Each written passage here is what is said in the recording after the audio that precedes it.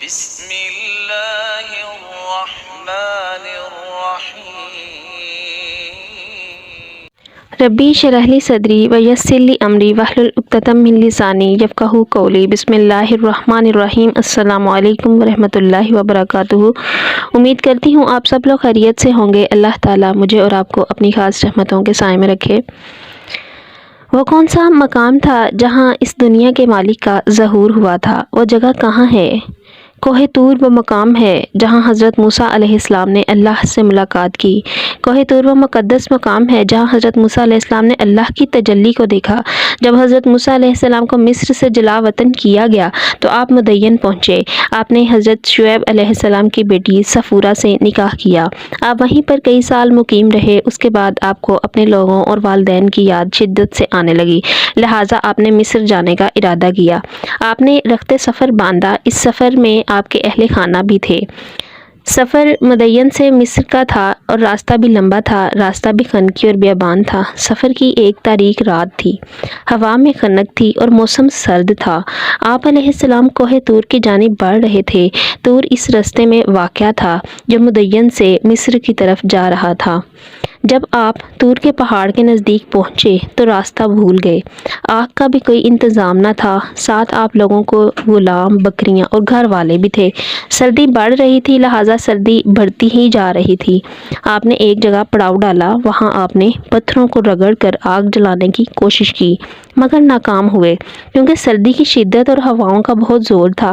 حضرت موسیٰ علیہ السلام کی اہلیہ صفورہ بھی امید سے تھیں، لہٰذا حضرت موسیٰ بہت پریشان ہوئے۔ انہوں نے جب ادھر ادھر دیکھا تو دور روشنی جلتی ہوئی نظر آئی۔ اس آگ کی روشنی کو دیکھ کر لگا کہ شاید وہاں کوئی اور مسافر موجود ہے جس نے آگ جلا رکھی ہے اور وہاں سے کوئی مدد شاید مل سکے۔ لہٰذا آپ نے اپنے اہل خانہ سے کہا، ٹھہرو، میں نے آگ دیکھی ہے، میں وہاں سے کوئی خبر لے آؤں یا اس آگ سے کوئی انگارہ ہی لے آؤں۔ حضرت موسیٰ علیہ السلام آگ کے حصول کے لیے چل دیے۔ پتھر انتہائی نشیلا اور اتار چڑھاؤ والا تھا۔ آپ غار کی طرف بڑھ رہے تھے جہاں سے روشنی آ رہی تھی۔ جب آپ اس روشنی کے قریب پہنچے تو دیکھا ایک سرسبز جھاڑی آگ کی لپیٹ میں ہے۔ آگ پوری آب و تاب کے ساتھ چل رہی تھی، لیکن آپ نے دیکھا کہ آگ بجائے درخت کو راکھ کرنے کے اس کی خوبصورتی میں اضافہ کر رہی ہے۔ ایسا لگتا تھا کہ درخت روشنی سے جگمگا اٹھا ہے۔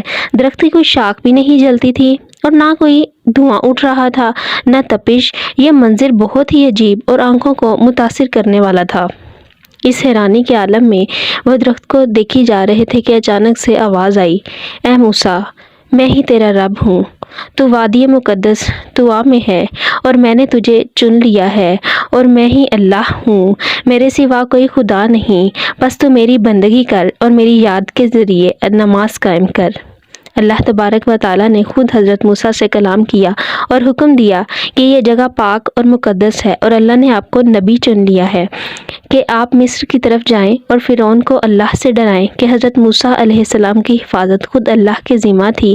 پھر اللہ نے فرمایا، اے موسیٰ، یہ تیرے ہاتھ میں کیا ہے؟ حضرت موسیٰ علیہ السلام جو اس واقعہ پر پریشان تھے بولے، یہ میری لاٹھی ہے، میں اس کے ساتھ چلتا ہوں، اسی کے ساتھ اپنی بکریوں کے لیے پتے جھاڑتا ہوں، بہت سے کام کرتا ہوں۔ انہوں نے کہا، موسیٰ، اسے پھینک دو۔